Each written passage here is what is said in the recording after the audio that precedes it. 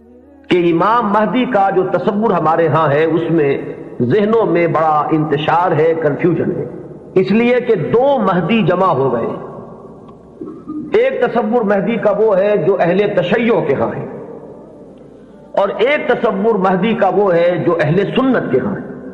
ان دونوں میں زمین و آسمان کا فرق ہے۔ صرف ایک لفظی اشتراک نے، ایک نام کے مشترک ہونے نے ذہنوں کے اندر بہت سے مغالطوں کا جال جو ہے وہ پھیلا دیا ہے۔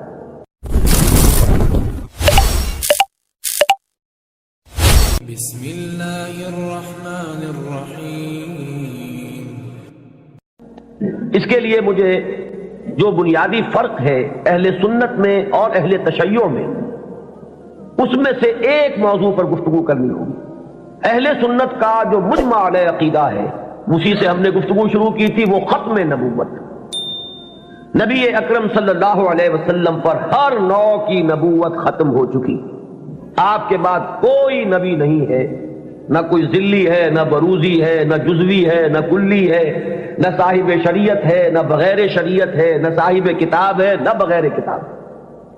نبوت کی بنیاد ہے وحی نبوت پر، اور وحی نبوت کا دروازہ بند ہو چکا، یہ کھڑکی ہمیشہ ہمیشہ کے لیے بند ہو۔ اسی ضمن میں نبوت کا خاصہ ہم مانتے ہیں عصمت، معصوم ہونے۔ معصومیت جو ہے یہ خاصہ نبوت ہے اہل سنت کے نزدیک۔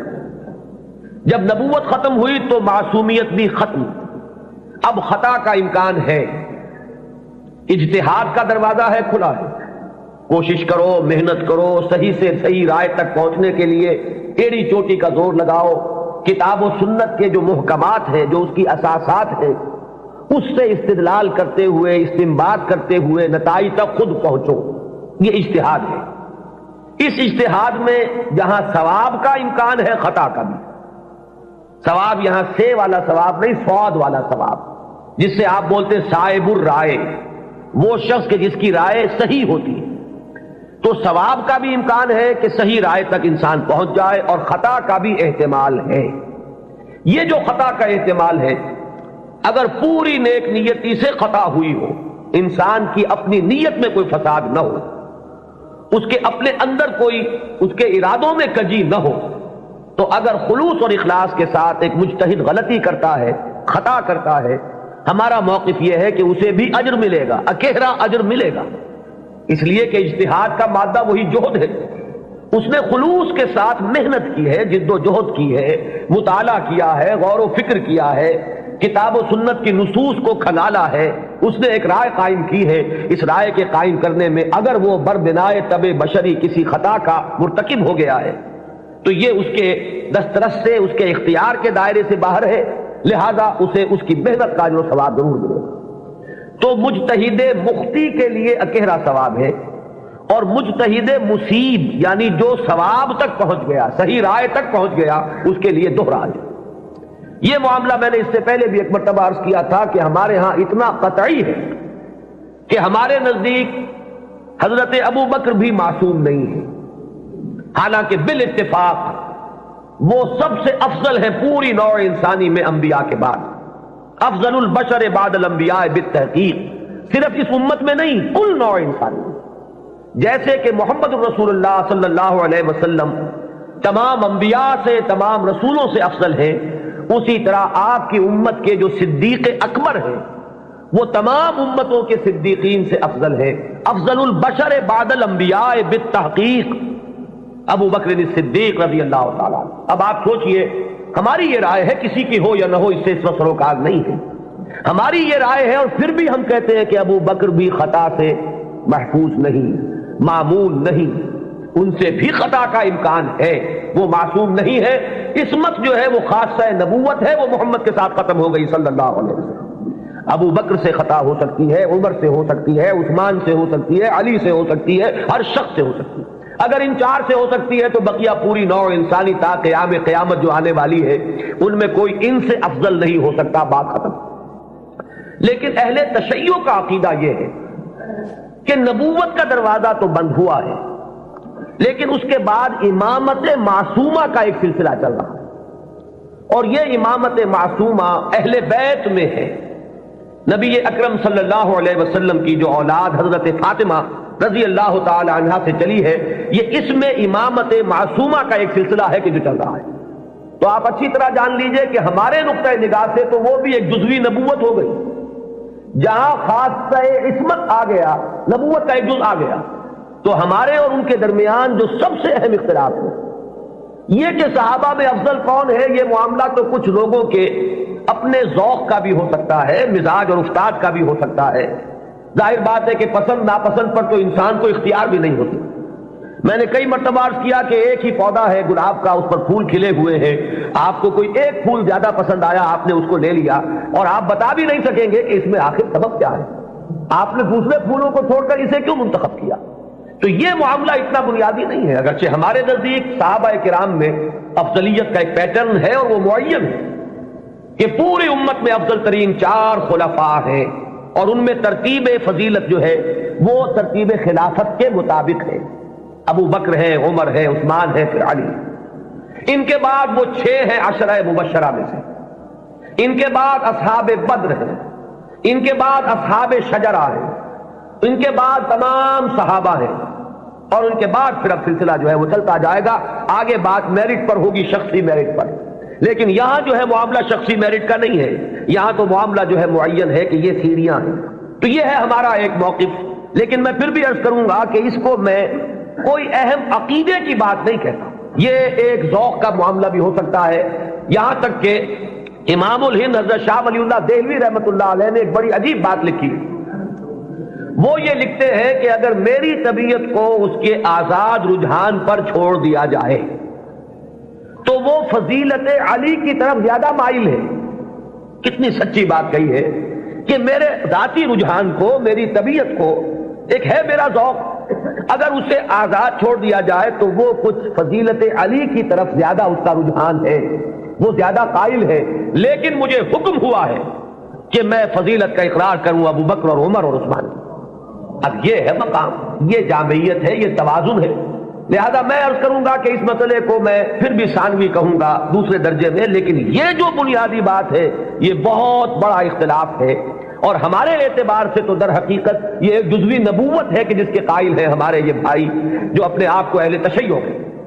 بہرحال ان کا بھی آگے سلسلہ، یہ عام معلومات کے لیے بھی بات ہے کہ ذہنوں میں رہنی چاہیے۔ ہمیں اکثر و بیشتر بڑی بنیادی باتیں بھی اپنی تاریخ کی معلوم نہیں۔ ہم چونکہ سنی ہیں، سنیوں کے اختلافات تو ہم خوب جانتے ہیں، لیکن یہ کہ اہل تشیع میں اختلاف آگے کیا ہوئے ہیں اکثر و بیشتر ہمارے علم میں نہیں ہے۔ ان کا جو یہ معصوم امامت کا سلسلہ ہے، حضرت علی، حضرت حسن، حضرت حسین، حضرت حسین کے صاحبزادے حضرت علی بن حسین جنہیں امام زین العابدین کے نام سے پکارا جاتا ہے، پھر ان کے بیٹے ہیں محمد باقر، ان کے بیٹے ہیں جعفر، جن سے فقہ جعفری چل رہی ہے۔ یہ 6 امام تو ان کے ہاں متفق علیہ، ان میں تو یہ جو شاخ چلی ان میں کوئی اختلاف نہیں ہے کہ یہ سب کے نزدیک ان میں متفق علیہ ہے ان کی امامت، اور یہ سب امام معصوم شمار ہو گئے۔ لیکن 7ویں امام پر آ کر ان کے ہاں ایک تقسیم ہو گئی۔ بڑے بیٹے اسماعیل تھے تو ان سے ان کے ماننے والے اسماعیلی کہلائے۔ اختلاف ہوا کہ اب امامت جو ہے حضرت جعفر صادق کی اولاد میں سے کس کی طرح منتقل ہوئی، اختلاف ہو گیا۔ بڑے بیٹے کے ماننے والے یہ کہلائے اسماعیلی، اور چھوٹے بیٹے سے جو چلا وہ پھر مسئلہ وہی چل رہا ہے۔ ان کے پھر مزید 6 امام ہیں، جن میں سے 11ویں امام جو ہے ان کے بارے میں ایک تو تاریخ کی روایت یہ ہے کہ وہ لا ولد فوت ہو گئے، اور ایک روایت جو اہل تشیع کے ہاں ہے وہ یہ ہے کہ ایک بچہ ان کے ہاں ہوا تھا جس کو انہوں نے اخفاء سے کہیں بھیج دیا باہر، اندیشہ یہ تھا کہ حکومت وقت اس کو قتل نہ کرا دے۔ وہ ہے ان کے تصور میں امام مہدی، وہ جن کو بچا لیا گیا تھا وہ کہیں کسی غار میں روپوش ہیں اور وہیں ہیں، آخری زمانے کے قریب ان کا ظہور ہوگا، وہ زندہ ہیں، غار میں موجود ہیں، ان کا ظہور ہوگا، وہ امام المہدی ہیں، اور ان کے آنے کے بعد پھر یہ مسلک بھی ظاہر بات ہے کہ اسلام ان کے نزدیک تو وہی ہے جسے وہ اسلام کہہ رہے ہیں، یعنی شیعیت جسے ہم کہتے ہیں، اس مسلک کی بھی فتح ہوگی اور یہی اسلام جو ہے پھر پوری دنیا کے اوپر چھا جائے گا۔ انہیں قائم آل محمد بھی ان کے ہاں کہا جاتا ہے۔ تو یہ ہے تصور امامت کا اور امام مہدی کا شیعہ حضرات کے۔ چونکہ درمیان میں نے بات آپ کو ایک بتائی تھی کہ 7ویں امام پر آ کر اختلاف ہوا ہے، تو جو بڑے بیٹے اسماعیل سے جو سلسلہ چلا وہ بھی کچھ عرصے کے بعد 2 حصوں میں تقسیم ہو گیا۔ ان میں سے ایک حصہ ابھی چل رہا ہے کہ وہ امامت نسلاً بعد نسل چلی آ رہی ہے، وہ تو ہمارے ہاں کے یہ اسماعیلی ہیں۔ یہ اسماعیلی اس وقت تو ان کے امام ہیں، آغا خان تھے، آغا خان کے پوتے اب ان کے امام ہیں، اب کریم آغا خان، یہ ان کے نزدیک امام معصوم ہیں، ان سے کسی خطا کا امکان ہی نہیں۔ سر سلطان محمد خان جو آغا خان تھے، ان کے تو یہ الفاظ بھی منقول ہوئے ہیں کہ جب میں شراب پیتا ہوں تو شراب جب میرے ہونٹوں کو مس کرتی ہے تو پاک ہو جاتی ہے۔ یعنی یہ امام معصوم تو وہ شے ہے کہ جس سے کوئی ناپاک چیز چھوئے گی تو پاک ہو جائے گی۔ جیسے وہ تصور ہے کہ ایک چیز، ایک پتھر کوئی ایسا بھی ہے کہ جس کو وہ چھو لے وہ سونا بن جاتا ہے، تو اسی طریقے سے یہ امامت معصومہ کیا ہے اس کا آپ تصور کیجئے۔ تو جو ایگزیکٹ لائن ہے امامت کی وہ تو در حقیقت ان کے ہاں ہے کہ وہ امامت معصومہ کا تصور جو ہے بغیر کسی سلسلے کے ٹوٹے ہوئے وہ چلا آ رہا ہے۔ ہمارے ہاں جن کو ہم آغا خانی کہتے ہیں، اسماعیلی کہتے ہیں، ان کے ہاں، ان کے ہاں دوسری شاخ وہ ہوئی تھی کہ اس میں بھی آگے چل کر امام غائب ہو گیا، وہ دوسرا امام ہے غائب۔ تو ایک امام غائب تو وہ ہیں جنہیں امام المہدی کہا جاتا ہے، وہ ہمارے ہاں کے جو عام شیعہ حضرات ہیں جنہیں اثنا عشری شیعہ کہتے ہیں، یعنی 12 اماموں کے ماننے والے۔ ایک وہ جو شاخ اوپر والی ہے اس کو شش امامیہ کہتے ہیں، یعنی 6 اماموں تک تو متحد آئے، اس کے بعد 6 کے بعد 7ویں امام پر ایک شاخ نکل گئی، تو وہ شش امامیہ کہلاتے ہیں ان کے نزدیک، اور خود کو یہ کہتے ہیں اثنا عشری۔ لہذا کسی بھی شیعہ دوست سے اگر بات ہو، آپ شیعہ کہیں گے تو وہ کچھ برا مانے گا، چپ رہے، آپ سے احتجاج نہ کرے تو بات اور ہوگی۔ لیکن یہ کہ اگر آپ ان سے مہذب انداز میں سوال کرنا چاہیں تو آپ کا سوال یہ ہونا چاہیے کہ کیا آپ اثنا عشری ہیں؟ یہ لفظ وہ ہے جو خود اپنے لیے اختیار کرتے ہیں۔ لہذا وہ 12 اماموں والا سلسلہ کے 6 متفق علیہ، 5 بعد میں، اور جو 12ویں امام ہیں ان کے وہ عہد طفولیت ہی میں کہیں ان کو بھیج دیا گیا، کہیں حفاظت کے ساتھ، اور وہ کسی غار میں ابھی ہے اور وہ وہیں سے ظہور کریں گے۔ لہذا یہ جو اصل شیعت ہے ان کا امام غائب ہے اور یہ اس کے انتظار میں ہے کہ وہ آئیں۔ ایک حالت منتظرہ جو ہے اس شیعت پر یہ چلی آ رہی ہے۔ اس میں یہ بھی بتا دوں، یہ بھی دلچسپی کی بات ہے کہ حال ہی میں ایک بہت بڑا انقلابی قدم اٹھایا ہے خمینی نے یہ فلسفہ پیش کیا اور اس کو قبول حاصل ہو گیا ایران میں کہ یہ جو ہم امام منتظر کے انتظار میں رہیں گے اور کچھ نہیں کریں گے تو یہ تو بہت غلط معاملہ ہے کہ آنے والا ہی آئے گا تو کچھ ہوگا، ہم تو کچھ کر نہیں سکتے۔ اس نے تو ہمارے اوپر تعطل طاری کر دیا ہے، ہم لوگ جو ہے بالکل ظالموں کے لیے اور غلط کار لوگوں کے لیے نرم چارہ بن گئے ہیں، جیسے چاہے وہ کریں، ہم تو ہاتھ نہیں پکڑ سکتے، اس لیے تو ہم تو منتظر ہیں کہ کوئی آنے والا آئے گا تو صورت بدلے گی۔ تو انہوں نے فلسفہ پیش کیا کہ جب تک وہ امام غائب ظاہر نہیں ہوتے، نائب امام کی حیثیت سے کوئی شخص وہ تمام اختیارات ہاتھ میں لے سکتا ہے جو اصل میں امام کے۔ لہذا امام خمینی جو ہے اس وقت نائب امام ہے، وہ امام جو غائب ہیں ان کے نائب کی حیثیت سے وہ سارے اختیارات اور حقوق جو امام کے ہیں وہ اب امام خمینی کے پاس ہے، اور اپنے کانسٹیٹیوشن میں انہوں نے اس کو ایک خاص اصطلاح دی ہے، یہ ہے ولایت فقیہ، کہ یہ وہ شخصیت ہے کہ جو بھی حکومت کا ڈھانچہ نیچے بنے گا، کوئی صدر منتخب ہو، کوئی وزیر اعظم منتخب ہو، پارلیمنٹ ہو، یہ سارا ڈھانچہ چلتا رہے گا، لیکن اوپر تلوار لٹکی رہے گی ولایت فقیہ کی کہ جس کو جس وقت چاہے وہ برطرف کر دے۔ یہی وجہ ہے کہ وہ ابو الحسن بنی صدر جو ہے وہ پیرس میں بیٹھے ہوئے ہیں، حالانکہ بہت بڑی اکثریت سے اس وقت ہمیں یہی بتایا گیا تھا واللہ عالم کہ بڑی عظیم اکثریت سے وہ صدر منتخب ہوئے تھے، لیکن بہرحال یہ تو نیچے کا ڈھانچہ ہے، اصل میں تو اوپر ولایت فقیہ ہے، اس کا اعتماد حاصل رہے گا تو کوئی شخص رہے ورنہ نہیں۔ میں یہاں نہ کوئی تنقید کرنا چاہتا ہوں نہ کسی اختلاف کا اظہار، آپ کو بتا رہا ہوں کہ بات سمجھ میں آئے کہ امام مہدی کا اصل کانسیپٹ کیا ہے۔ یہ لفظ زیادہ جو ہے معروف جو در حقیقت اس شیعہ نظریے کے تحت ہے۔ ابھی میں آپ کو بتاؤں گا کہ ہمارے ہاں تو جو روایات کسی قدر پائے کی ہے، کوئی ان کی حیثیت ہے، وہاں مہدی کا لفظ ہے ہی نہیں، کہیں بھی نہیں۔ اس اعتبار سے معاملہ بڑا مختلف ہے، کچھ خبریں ہیں ہمارے ہاں وہ میں بھی عرض کروں گا، لیکن امام مہدی کی اصل شخصیت، ان کے بارے میں سارے تصورات، ان کا وہ مقام اور مرتبہ، یہ ساری چیزیں جو ہمارے ہاں عام ہیں، یہ در حقیقت ہماری نہیں بلکہ اہل تشیع کی، وہ ہے تصور شیعہ حضرات کا جو ہمارے ہاں عام ہو گیا۔ اب آئیے جو ہمارا مسئلہ ہے، اہل سنت کے ہاں بھی یہ خبریں موجود ہیں، بلکہ میں اس کو شروع کروں گا ختم نبوت کے بعد، وہ کیا اقدامات ہیں کہ جو اس امت میں اللہ تعالیٰ نے اپنی مشیت کاملہ کے تحت کیے ہیں، کہ جن کے بارے میں میں اس وقت جرأت کر کے ایک لفظ استعمال کر رہا ہوں کہ جو نبوت کی قائم مقامی کی حیثیت اختیار کر لیتے ہیں، ان میں سب سے پہلا قدم تو میں تفصیل سے عرض کر چکا ہوں، قرآن کی حفاظت۔ اللہ تعالیٰ نے ذمہ لیا، انا نحن نزلنا الذکر وانا لہ لحافظون، ہم نے ہی اس ذکر کو نازل کیا ہے اور ہم ہی اس کے محافظ۔ یہ میں عرض کر چکا ہوں اس سے پہلے اپنی تقریروں میں کہ اس آیہ مبارکہ کا جو پہلا حصہ ہے وہ تو اپلیکیبل ہے تورات پر بھی، انجیل پر بھی، زبور پر بھی، صحیفہ ابراہیم پر بھی۔ قرآن مجید میں تو گواہی ہے کہ حضرت ابراہیم کو بھی ایک کتاب ملی تھی، ان ھذا لفی الصحف الاولی صحف ابراہیم و موسیٰ۔ لیکن یہ کہ یہ پہلا حصہ تو سب پر اپلیکیبل، ان کی عصبیت کہہ لیں، تعصب کہہ لیں، وہ پختہ ہو چکا ہے۔ لیکن یہ کہ ہر جگہ کچھ لوگ ہوتے ہیں کہ اگر انہیں متوجہ کیا جائے تو کسی حقیقت پر غور کرنے کے لیے تیار ہو جائیں۔ تو چونکہ ان کے ہاں جو بات چلی، اجرائے وحی سے بات شروع ہوئی، تو ایک بڑی عام جو سطح ہے، کامن سینس کی سطح، اس پر وہ بات ان کی بڑی وزنی تھی۔ بات یہ تھی کہ جب نبوت کی اصل ضرورت ہے انسان کی ہدایت، تو انسان ختم نہیں ہوا، نبوت کیسے ختم ہو گئی؟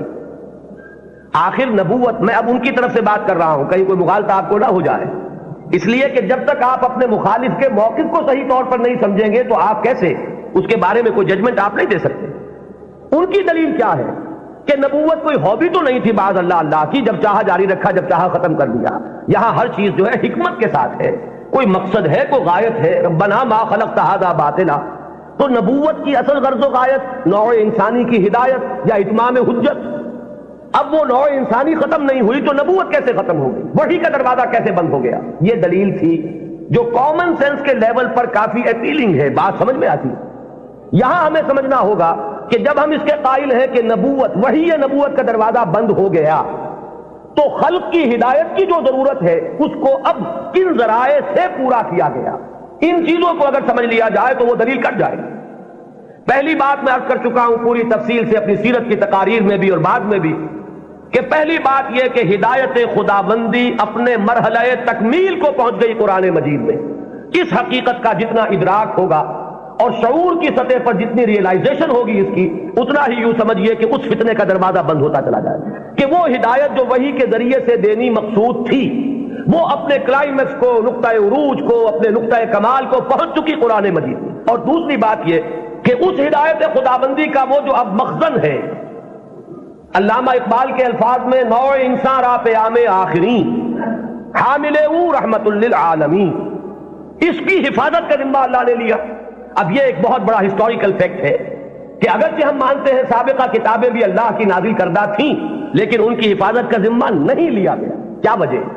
ترجیح بلا مرجع تو ظلم قرار پائے گی، کوئی نہ کوئی بنیاد ہے ترجیح کی کہ اس کی حفاظت کا ذمہ لیا اور ان کی حفاظت کا ذمہ نہ لیا۔ کیوں؟ اس لیے کہ یہ ہدایت کامل اور آخری ہدایت ہے۔ اگر یہ بھی گم ہو جائے تو پھر تو یا تو اس کھڑکی کو کھولیے، وہی نبوت کا دروازہ پھر کھلنا چاہیے، ورنہ یہ ہے کہ اگر یہ محفوظ ہے تو پھر کوئی منطقی ضرورت اور عقلی ضرورت اس کھڑکی کے کھولنے کی نہیں۔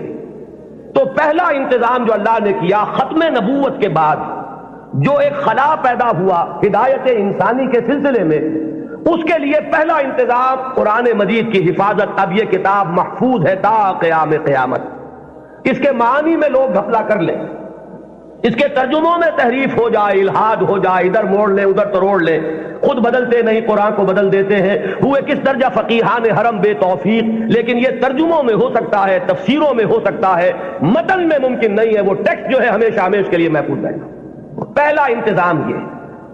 دوسرا انتظام جو ایک ضمانت دی ہے اللہ تعالیٰ نے اور جس کی خبر دی ہمیں محمد الرسول اللہ صلی اللہ علیہ وسلم، ضامن تو اللہ ہے لیکن اس کی خبر دینے والے اللہ کے رسول ہیں۔ آپ نے فرمایا، یہ دو اعتبارات سے احادیث آتی ہیں، متفق علیہ روایت ہے، لا یزال من امتی امت قائمۃ بامر اللہ لا یضرهم من خذلهم ولا من خالفهم۔ میری امت میں ہمیشہ ایک گروہ ایسا موجود رہے گا جو امر اللہ پر پورے طور پر قائم رہے گا، جازم رہے گا۔ نہ تو کوئی شخص جو ان سے روگردانی کرے گا، علیحدگی اختیار کرے گا، چھوڑ کر جائے گا، نہ تو وہ کوئی نقصان پہنچا سکے گا اس گروہ کو، اور نہ کوئی جو کھلم کھلا مخالف ہے وہ انہیں کوئی غزل پہنچا سکے گا، اور یہ معاملہ اسی طرح رہے گا یہاں تک کہ قیامت آ جائے۔ یہ دوسری ضمانت ہے کہ اس امت میں ایک گروہ ہمیشہ حق پر قائم رہے گا، اس لیے کہ ہدایت کا صرف نظری اعتبار سے کتاب میں محفوظ رکھنا کافی نہیں ہے۔ اگر یہ بات ہوتی تو پھر انبیاء کے آنے کی ضرورت نہیں تھی، اللہ تعالیٰ کسی اپنے غیبی طریقے سے کتابیں نازل کر دیتا۔ کتاب کے ساتھ کوئی شخصیت جو ہے موجود رہنی چاہیے، کوئی گروہ انسانی موجود رہنا چاہیے جو اس کتاب پر قائم ہو، جو اس کتاب کا عملی نمونہ پیش کر سکے۔ لہذا دوسری ضمانت یہ دی گئی، اور اس کی مختلف روایات اور بھی آتی ہیں، لا تزال فی امتی طائفۃ قائمین علی الحق، میری امت میں لازماً ایک گروہ ہمیشہ ایسا رہے گا جو حق پر قائم رہے گا، ایسی جماعت سے کبھی بھی دنیا بالکل خالی نہیں ہوگی۔ یہ ضمانت میں پھر عرض کر رہا ہوں کس کی ہے؟ اللہ کی۔ یہ در حقیقت اسی ضرورت کو پوری کرنے کا اعتماد ہو رہا ہے جو ختم نبوت کے بعد جو بھی خلا پیدا ہوا ہدایت انسانی کے اعتبار سے، اس کا جو پر کیا جانا ہے وہ ان چیزوں سے۔ یہی بات آپ کو ملے گی منفی اسلوب میں بھی، یہ تو مثبت ہے۔ منفی طور پر حضور نے فرمایا کہ میری امت کبھی گمراہی پر جمع نہیں ہوگی، لا تجمع امتی علی الضلالہ۔ اگر تو کبھی ایسا ہو جائے پوری امت محمد صلی اللہ علیہ وسلم گمراہی پر جمع ہو جائے تو نفی ہو جائے گی اس قول کی کہ میری امت میں ہمیشہ ایک گروہ حق پر قائم رہے گا، قائمین علی الحق۔ تو بات ایک ہی ہے، ایک اس کا مثبت انداز ہے اور ایک اس کا منفی پہلو ہے کہ لا تجمع امتی علی الضلالہ، میری امت کبھی بھی گمراہی پر جمع نہیں۔ اسی ضمن میں ایک تیسری جو ضمانت دی ہے وہ ضمانت وہ ہے جسے ہم مجددین امت کے نام سے جانتے ہیں۔ ایک سلسلہ مجددین ہے جس کی خبر دی گئی ہے کہ ان اللہ یبعث فی هذه الامہ علی راس کل 100 عام من یجدد لها دینها۔ اللہ تعالیٰ نے خاص اہتمام فرمایا ہے کہ اس دین پر اگر کچھ اور بیرونی اثرات آتے چلے گئے، کچھ پردے پڑتے چلے گئے، کچھ گردہ ادھر ادھر سے آ کے جمع ہو گیا، کچھ بدعات کا طومار آ گیا، کوئی غلط نظریات جو ہے انہوں نے آ کر تسلط حاصل کر لیا، تو ہر 100 سال کے بعد ہر صدی کے سرے پر اللہ تعالیٰ ایک ایسی شخصیت کو اٹھائے گا کہ جو اس پورے دین کو اثر نو بالکل خالص شکل میں پیش کر دے گا۔ سارا ادھر ادھر کا گند جو آیا تھا اس کو دھو دے گا، سارے جو اضافے ہوئے تھے اس سے اس کو پاک کر دے گا، جو بھی عجمی یا جو غیر اسلامی تصورات آئے ہوئے ہوں گے انہیں دھو دے گا، جو رسوم کے اندر اور مراسم کے اندر جتنے بھی نئی بدعات جاری کی گئی ہوں گی ان سے بھی بالکل نکھار کر جو اصل ہے چہرہ اس دین حق کا، دین محمدی علیہ صاحب الصلاۃ والسلام کا، اسے نکھار کر اصل صورت اس کی پھر واضح کر دے گا۔ یہ ہے جنہیں ہم مجددین امت کہتے ہیں۔ اور یہ جان لیجئے کہ اس کا اگرچہ جن لوگوں کو ہم نے قرار دیا ہے کہ وہ اس امت کے مجددین ہیں، ہمارے ہاں نہ مجدد معصوم ہے۔ اب اختلاف رکھیے، یہاں پر فرق ذہن میں رکھیے۔ میں نے تو آپ کو بتایا کہ مجدد کہاں ہے، حضرت ابو بکر سے بڑھ کر تو کوئی افضل نہیں، لیکن وہ بھی معصوم نہیں ہے۔ وہ سلسلہ امامت کا کانسیپٹ بالکل جدا ہے، اس کی بنیاد جدا، اس کا تصور جدا، اس کے ساتھ جتنے بھی معاملات جو ہے متعلق ہیں وہ سب بالکل مختلف ہیں۔ اور یہ جو سلسلہ مجددین امت ہے یہ کانسیپٹ کے اعتبار سے بنیادی طور پر مختلف ہے۔ کوئی ہمارا ہندوانہ پس منظر ہے جو اثر انداز ہو رہا ہے، کوئی مغربی تہذیب نے آ کر کوئی اپنا غازہ مل دیا ہے، ان سب کو ہٹا کر وہ دین کی اور شرع مبین کی جو اصل اور صاف صورت ہے اس کو اثر نو اجاگر کر دو۔ یہ ہے کار تجدید۔ ہم نے کوشش کی ہے اور اس میں اختلاف ہو سکتا ہے کہ ایک گروہ جو ہے وہ کسی کو مجدد سمجھ رہا ہو، ایک گروہ کسی اور کو مجدد سمجھ رہا ہو۔ جیسے جیسے زمانہ آگے چلتا ہے ماضی کے بارے میں تو رائیں کچھ نہ کچھ ایک جیسی ہوتی چلی جاتی ہیں، لیکن یہ کہ ہم اصل لوگوں میں ہمیشہ اختلاف رہے گا۔ گروہ رہیں گے وہ سمجھیں گے کہ شاید یہ مجدد ہیں، ان کی خدمات ایسی ہیں کہ دین کی اصل شکل کو انہوں نے واضح کیا ہے، اور اوہام اور رسومات کا جو اس کے اوپر طومار آ گیا تھا اس سے انہوں نے پاک کیا ہے۔ تو کوئی کسی کو مجدد مان لے، کوئی کسی کو مجدد مان لے، یہ کوئی عقیدے کا مسئلہ نہیں، کسی کے مجدد ماننے سے کوئی فرق واقع نہیں ہوتا۔ چنانچہ اس صدی میں 14ویں صدی میں یہ معاملہ دیکھیے کہ اگرچہ امت تو ہے، کہاں آپ چلے جائیے انڈونیشیا اور ملائیشیا سے موریتانیہ تک، میں نے کئی مرتبہ عرض کیا یہ تو سالڈ علاقہ ہے نا امت مسلمہ کا۔ کہیں ٹھیک ہے وہ اس طرح سے آزاد اور خود مختار نہیں ہے جیسے ہندوستان میں ہے، لیکن امت محمد تو موجود ہے۔ اور جو ان آفیشل ایسٹیمیٹس ہے اس کے اعتبار سے اس وقت بھارت میں 15 کروڑ مسلمان ہیں، 12 کروڑ سے کم تو کسی نے نہیں مانا۔ جو بڑے بڑے سنجیدہ لوگ ہیں جو کسی طرح کے مبالغے اور کسی قسم کی سیاسی کوئی مبالغے کے اندر آنے والے نہیں ہیں، انہوں نے بھی کہا کہ 12 کروڑ سے تو کوئی سوال ہی نہیں ہے کہ مسلمان کم ہو، البتہ یہ کہ لوگوں کا اندازہ 15 کروڑ تک جا رہا ہے۔ تو امت وہاں سے وہاں تک پھیلی ہوئی ہے۔ اب ان میں کتنے مجددین پیدا ہوئے ہوں گے، کتنے خادمین دین پیدا ہوئے ہوں گے، کتنے لوگوں نے محنتیں کی ہوں گی۔ ایک ہی وقت میں وہاں حسن بننا ہے مصر میں، یہاں مولانا مودودی بھی ہیں، یہاں مولانا الیاس صاحب بھی ہیں، یہاں مولانا اشرف علی تھانوی بھی ہیں، یہاں مولانا رشید احمد گنگوہی بھی ہیں، اور بھی بہت سے لوگ ہیں جن کے بارے میں کسی کو کسی کے بارے میں، کسی کو کسی کے بارے میں خیال ہو سکتا ہے۔ یہ تو در حقیقت فیصلہ ہوا کرتا ہے 2-3 صدیوں کے بعد، پھر جا کر زیادہ انسان آبجیکٹیولی اندازہ کر سکتا ہے کہ کس کی کیا کنٹریبیوشن ہے۔ وہ وقتی قسم کے جو تصورات ہوتے ہیں، کچھ عصبیتیں ہوتی ہیں، کچھ تعصبات ہوتے ہیں، کچھ گروہی قسم کے اثرات ذہنوں پر ہوتے ہیں، تو وقتی طور پر تو فیصلہ کرنا بہت مشکل ہوتا ہے، یہ بعد میں آتا ہے۔ یہی وجہ ہے کہ ابتدائی مجددین کے بارے میں تو ہمارے ہاں تقریباً کنسنسس ہے، اتفاق رائے ہے کہ فلاں مجدد فلاں مجدد فلاں مجدد فلاں مجدد، آگے چل کر تو اختلاف ہو جائے گا۔ ہمارے ہاں جو بریلوی بھائی ہمارے ہیں وہ مولانا احمد رضا خان بریلوی کو اس دور کا مجدد کہتے ہیں۔ دیوبندی حضرات میں بھی میں نے 2 گروہ پائے ہیں، ایک وہ جو مولانا رشید احمد گنگوہی کو اس صدی کا مجدد سمجھتے ہیں، اور ایک جو مولانا اشرف علی تھانوی کو اس صدی کا مجدد سمجھتے ہیں۔ اور مولانا اشرف علی تھانوی صاحب کے معتقدین کا عالم تو یہ ہے کہ مولانا عبد الباری ندوی جیسا شخص، بڑی اونچی علمی شخصیت ہے ہندوستان کی، انہوں نے جو کتاب لکھی ہے ان کی سوانح پر، اس کا نام ہے جامع المجددین۔ صرف مجدد نہیں، تمام مجددین کے اوصاف ان میں جمع ہو گئے۔ بہرحال یہ محبت اور عقیدت، کسی سے تعلق خاطر، یہ اس کے اثرات ہیں کہ جو فوری طور پر ہوتے ہیں۔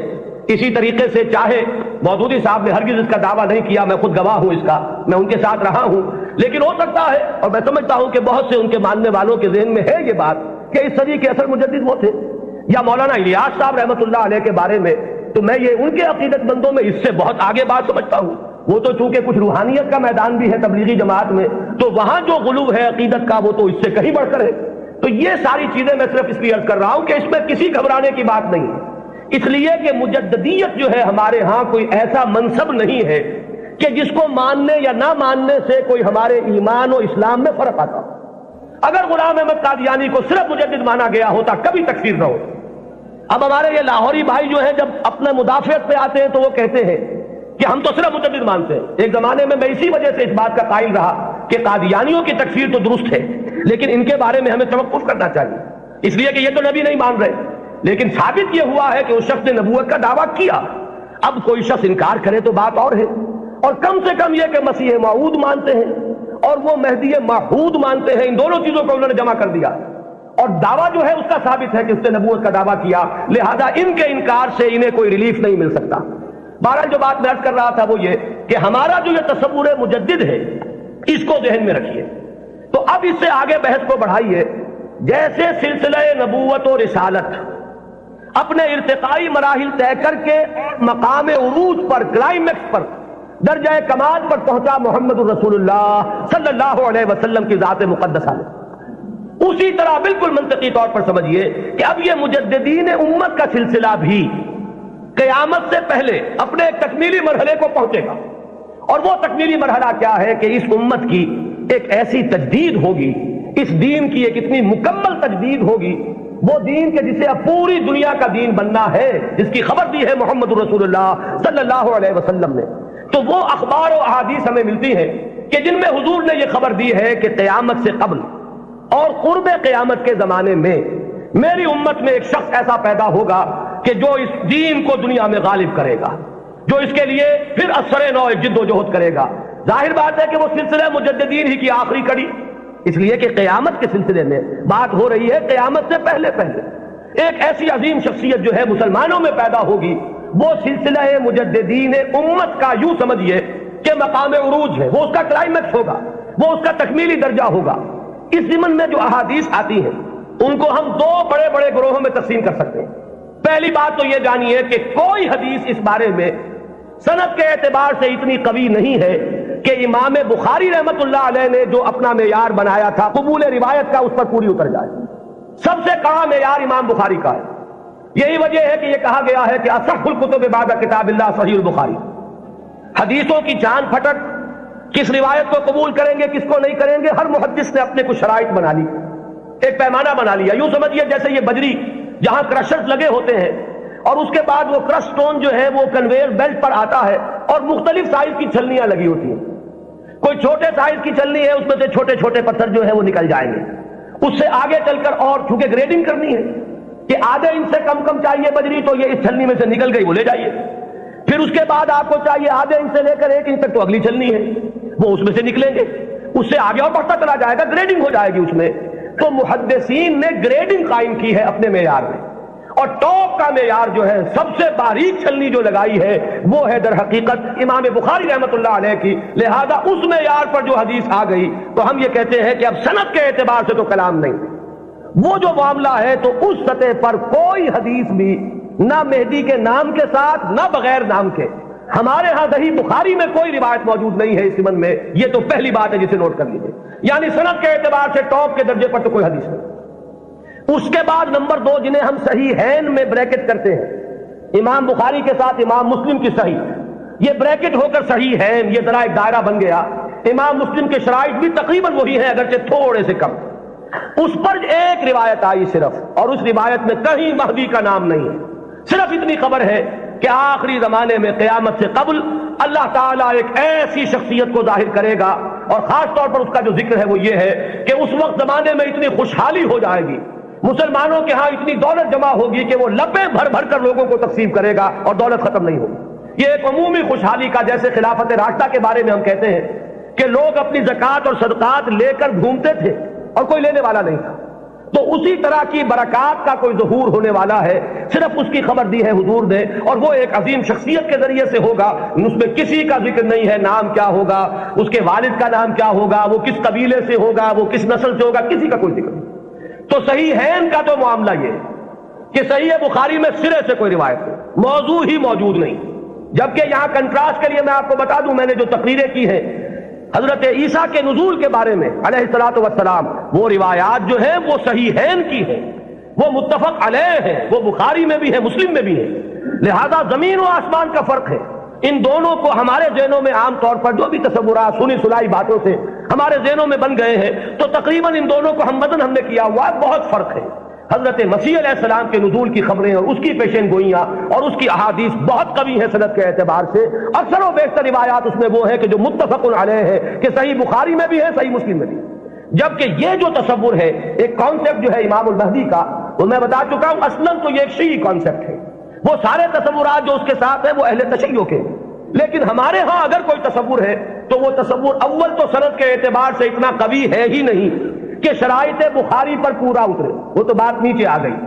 اس سے نیچے جو روایت ملی صحیحین میں صرف ایک امام مسلم لائے ہیں، اور اس میں نہ کسی نام کا ذکر ہے، نہ تفصیلات ہے، نہ کسی نسل کا ذکر ہے، کس قبیلے سے ہوگا، بس ایک عظیم شخصیت کا ظہور ہوگا۔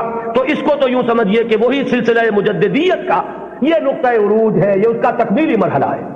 البتہ جب ہم صحیحین سے نیچے اترتے ہیں تو اب بہت سی احادیث ملتی ہیں۔ ان احادیث کو بھی آپ 2 خانوں میں اپنے ذہن میں رکھ لیجئے۔ ایک تو وہ احادیث ہے کہ جن میں ان کا نام مہدی مذکور ہے، اور اس سے بھی بہتر اور قوی تر احادیث وہ ہیں کہ جن میں نام نہیں ہے۔ پھر ان میں ایک اور فرق ہے، کہیں تو یہ بتایا گیا کہ وہ خاندان فاطمہ سے ہوگا رضی اللہ تعالی عنہا، میری عطرت سے، اہل بیت سے، من ولد فاطمہ کے الفاظ بھی بعض روایات میں، بعض روایات وہ ہیں کہ جن میں فرمایا گیا ہے کہ بنو عباس میں سے ہوگا، بعض روایات میں یہ کہ قرشی ہوگا، بعض روایات میں نام ایک اور بھی آیا حارث نام ہوگا، بعض روایات میں نام آیا ہے کہ اس کا نام میرا ہی ہوگا، محمد صلی اللہ علیہ وسلم۔ ہم یہ ان کے اعتبار سے، آنے والے کے نام کے اعتبار سے نہیں کہہ رہے، صلی اللہ علیہ وسلم ہم نے حضور کے نام کی مناسبت سے کہا۔ تو میرا نام ہوگا، اس کے والد کا نام بھی میرے ہی والد کے نام پر ہوگا، یعنی وہ بھی محمد ابن عبداللہ ہوگا۔ اور یہاں میں آپ کو ایک بات بتا دوں کہ یہ جو ابھی 2 سال قبل یا شاید اب تیسرا سال ہے، جو حادثہ ہوا تھا حرمین میں اور مسجد الحرام پر کچھ لوگوں نے قبضہ کیا تھا، مقابلہ ہوا، میں اس کی تفصیل میں نہیں جانا چاہتا کہ اس کے اسباب کیا تھے اور کیا ان لوگوں کا اصل موقف تھا، وہ کیا کرنا چاہتے تھے، لیکن وہاں بھی ایک شخص نے اپنے مہدی ہونے کا اعلان کیا، اور وہ محمد ابن عبداللہ ہی تھا۔ اس کا نام بھی محمد اور اس کے والد کا نام بھی عبداللہ، قحطانی ہے وہ، اور وہ عرب تو ہے، لیکن یہ کہ بہرحال اب جو بھی ان کے بارے میں معلوم نہیں ہے کہ آیا جو لوگ موقع پر قتل ہو گئے ہیں وہاں ان میں وہ ہے یا نہیں، پھر یہ کہ جو لوگ بعد میں پکڑ کر قتل کیے گئے ہیں سزا کے طور پر ان میں وہ ہے یا نہیں، کچھ پتہ نہیں۔ جو ان کا سب سے بڑا سرغنہ تھا اس کو تو بہرحال قتل کر دیا گیا ہے، لیکن جو اصل سرغنہ تھا وہ نہیں ہے جس نے کہ دعویٰ کیا تھا کہ یہ مہدی ہے، جن کے بارے میں لوگوں نے کہا کہ ان سے بیعت کرو یہ مہدی ہے۔ تو وہ بہرحال ایک صرف میں نے برسبیل تذکرہ بات کہی ہے کہ وہ جو فرمایا گیا کہ نام میرے نام پر ہوگا اور والد کا نام بھی میرے والد کے نام پر ہوگا، یہ بھی بعض روایات میں ہے، لیکن یہ تمام روایات جو ہے جیسا کہ میں نے عرض کیا کہ ان میں سے بہت ایک تو تعارض ہے، اختلاف ہے، تفصیلات میں بہت فرق و تفاوت ہے۔ تو اس سے بہرحال جہاں تک حدیث کے متن پر جرح کے لیے اور غور و فکر کے جو اصول بنے ہیں، حدیث پر جو غور و فکر ہوا ہے وہ دو اعتبارات سے، سند پر یا متن پر۔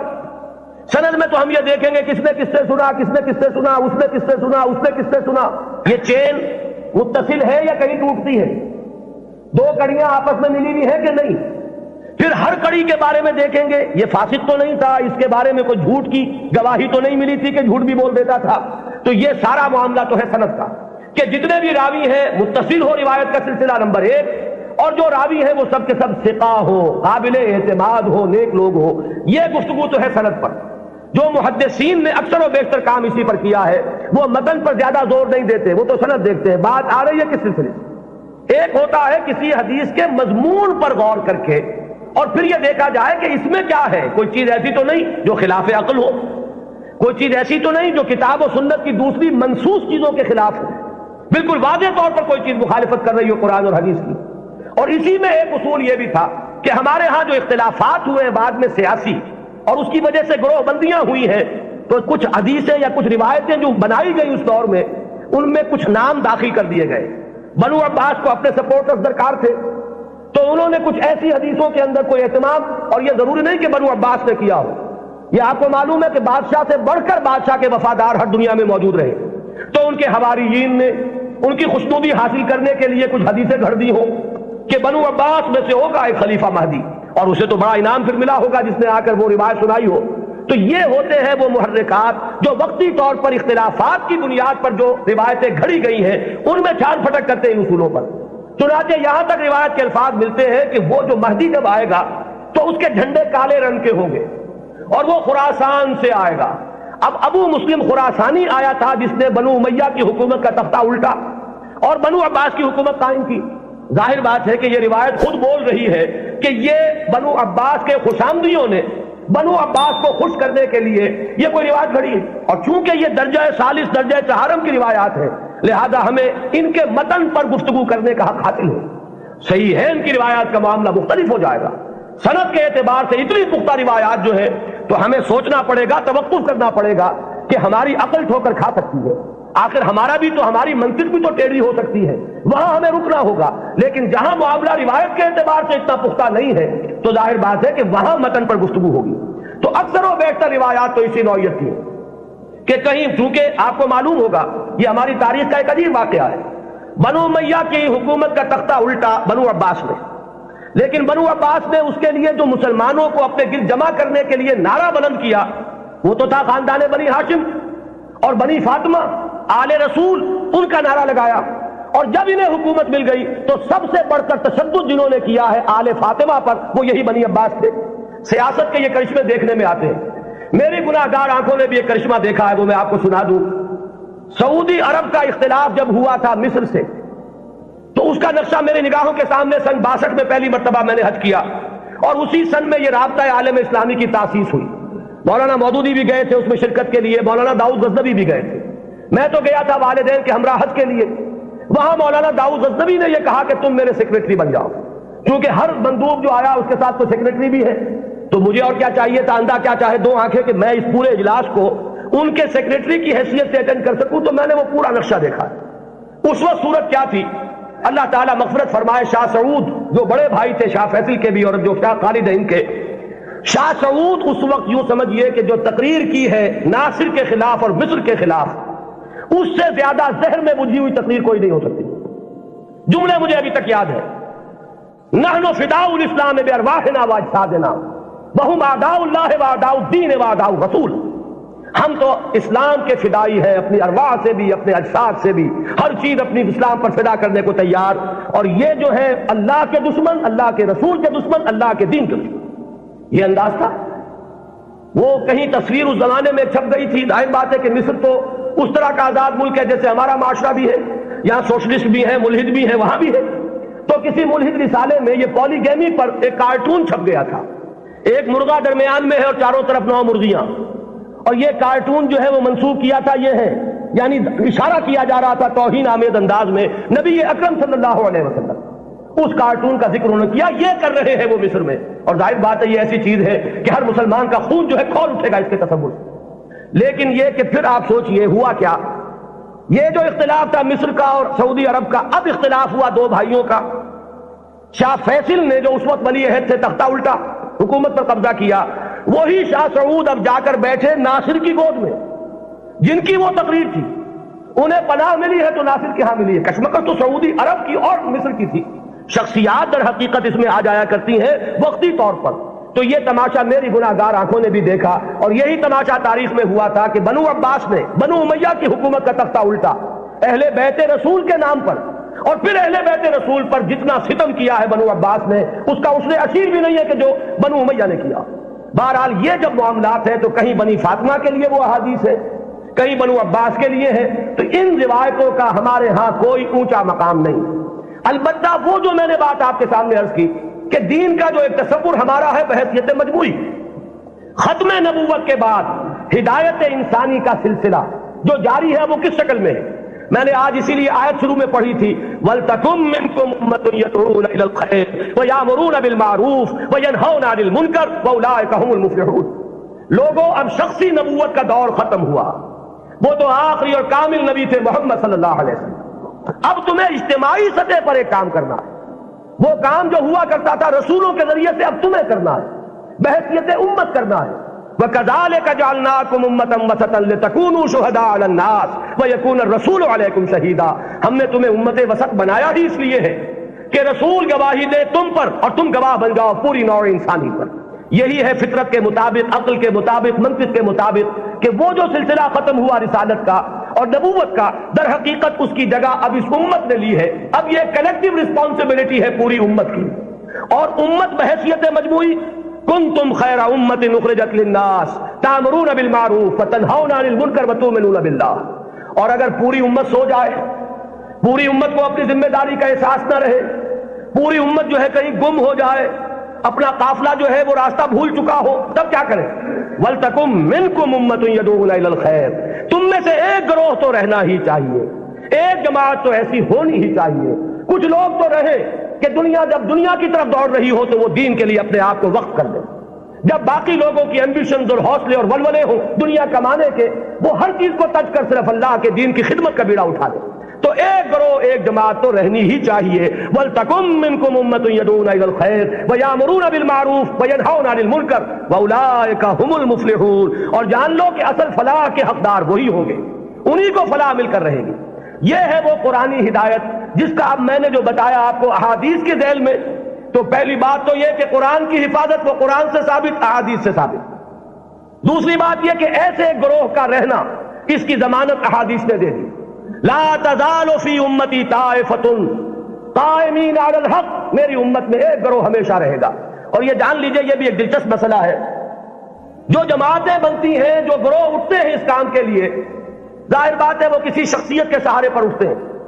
یہ آپ کو اچھا لگے یا برا لگے, کچھ لوگ زیادہ آئیڈیلسٹ ہوتے ہیں, وہ شخصیت نہیں بلکہ زیادہ جو ہے وہ اجتماعیت میں بلیو کرنے والے ہیں.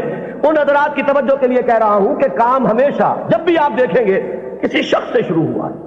کوئی شخص جس کا کہ ذکر میں ابھی کر چکا کہ ان اللہ یبعث فی هذه الامہ علی راس کل 100 عام من یبعث لها دینها. کوئی نہ کوئی شخص اٹھتا رہے گا کہ جو دین کو تمام جو باہر سے آئے ہوئے اثرات ہیں ان سے دھو کر اس کی صحیح شکل میں لوگ دنیا کے سامنے لے آئے گا. اب ظاہر بات ہے کہ وہ اکیلا تو نہیں ہوگا, اسی کی دعوت پر کچھ لوگ جمع ہوں گے. وہ پکارے گا من انصاری اللہ, میں یہ کام کا بیڑا اٹھا رہا ہوں, کون ہے جو میری مدد کرے؟ وہ جماعت وجود میں آئے گی. وہ ہے جماعت وَلْتَكُمْ مِنْكُمْ أُمَّةٌ يَدْعُونَ إِلَى الْخَيْرِ یا لَا تَزَالُ فِي أُمَّتِي طَائِفَةٌ قَائِمِينَ عَلَى الْحَقِّ. وہ جماعت ہوگی. اس کے بعد ہوتا کیا ہے حادثہ, یہ بھی جان لیجئے, یہ بھی بہت مرتبہ ریپیٹ ہو چکا ہے. وہ جو گروہ, وہ جماعت جب ذرا آگے بات چلتی ہے تو وہ شخصیت جو ہے وہ بت بن جاتا ہے, اس کی محبت جو ہے وہ عقیدت میں بدل جاتی ہے. عقیدت شخصیت پرستی کا روپ دھارتی ہے. پھر اس کے ارد گرد اس کا نام لے کر جو لوگ اٹھتے ہیں وہ اپنی دنیا کو کمانے کا ذریعہ اس شخص کو بناتے ہیں، اس کا نام بیچتے ہیں، اس کی محبت بیچتے ہیں۔ وہ جو اقبال نے کہا یہی شیخ حرم ہے جو چرا کر بیچ کھاتا ہے، یہی ہے گلی میں بوزرو دلتے ویسو چادر زہرا۔ یہ جو لوگ بیچتے ہیں تو اپنے مصلحت کے لیے بیچتے ہیں، اس شخصیت کے لیے نہیں۔ اس نے ایک کام کیا، مسلمانوں کے دلوں کا وہ تارا بن گئی، آنکھوں کا تارا بن گئی وہ شخصیت۔ ظاہر بات ہے محبت پیدا ہوتی ہے۔ یہ بھی احادیث ملتی ہے کہ اللہ تعالیٰ جب کسی انسان سے، بندے سے محبت کرتا ہے تو وہ فرشتوں سے کہتا ہے میں فلاں بندے سے محبت کرتا ہوں، تم بھی محبت کرو۔ اس کے بعد اس کی محبت جو ہے خلق خدا کے دل میں ڈال دی جاتی ہے۔ بہت سے لوگ جانتے بھی نہیں کہ ہم اس سے کیوں محبت کرتے ہیں، محبت کرتے ہیں اس لیے کہ یہ خدائی تدابیر میں سے ہے۔ اب اس محبت کو کچھ لوگ ایکسپلائٹ کرنے والے آتے ہیں جو اپنی دنیا بناتے ہیں اس محبت کو بیچ کر، اس کے حوالے سے، اس کے ذریعے سے۔ معلوم ہوا کہ اب وہ جماعت جو ایک دور میں کھڑی ہوئی تھی دین کی تجدید کے لیے، وہ خود ایک فرقہ بن کر اور ایک فتنہ بن کر ایک گمراہی کا ذریعہ بن جائے۔ پھر اٹھاتا ہے اللہ کسی اور کو، اس لیے کہ سلسلہ تو چلنا ہے، نبوت ختم ہو چکی ہے، دین کی ہدایت کے اس پورے سلسلے کو تو برقرار رکھنا ہے تا قیام قیامت۔ پھر اللہ کا کوئی بندہ اٹھتا ہے، پھر وہ نعرہ لگاتا ہے، پھر کچھ لوگ جمع ہوتے ہیں، کچھ عرصے تک وہ جماعت رہتے ہیں، پھر وہ جماعت بھی پھر وہ گلتی ہے اور سڑتی ہے، اور اس کے اندر پھر وہی فرقے بندی پیدا ہوتی ہے، وہ ایک فرقے کا روپ دھار لیتی ہے، اور اس میں پھر شخصیتیں جو ہے بت بن کر پوجنے لگتی ہیں۔ پھر اللہ کسی کو اٹھاتا ہے۔ یہی پروسیس ہے جو عقلاً ممکن ہے، یہی پروسیس ہے جو منطقی طور پر ممکن ہے، اور یہی ہم تاریخ میں دیکھ رہے ہیں کہ ہر گروہ جو ہے وہ اٹھا ہے اور وہ تجدید دین اور خدمت دین کے داعیے سے اٹھا، اور انہوں نے کام کیا، اس میں کوئی شک نہیں۔ ایک وقت میں دین کی صحیح تصویر لوگوں کے سامنے رکھی، وہ خدمتیں کر کے چلے گئے، بعد میں ان کے نام پوجنے لگے اور وہ پھر عقیدے بن گئے۔ آج ہمارے ہاں جو مزاروں کی پرستش ہو رہی ہے تو یہ یہی تو ہے، جنہوں نے فاقوں پر فاقے کاٹے تھے، جن کے فاقے ضرب المثل ہیں، آج ان کی قبروں کے طفیل جو ہے عیاشیاں ہو رہی ہیں۔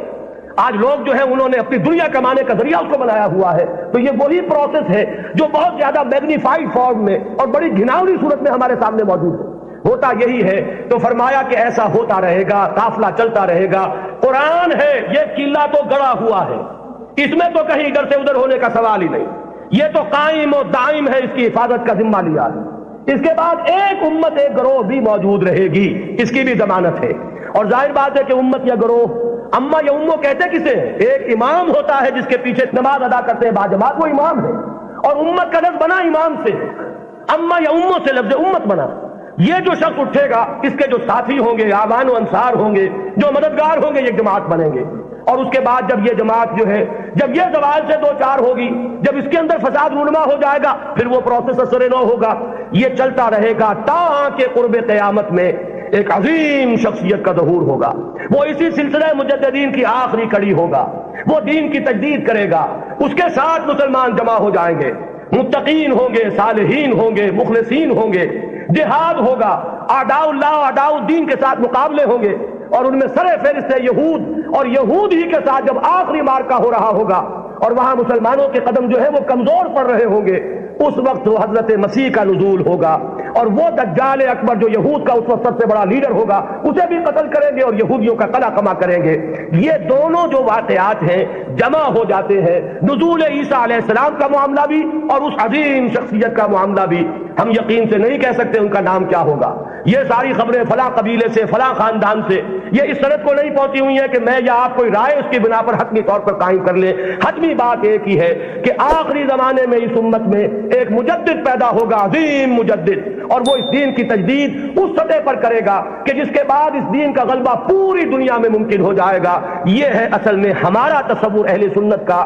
آپ انہیں امام مہدی کہیں یا نہ کہیں، نام اختیار کریں یا نہ کریں، بہرحال یہ تصور ہمارے ہاں موجود ہے۔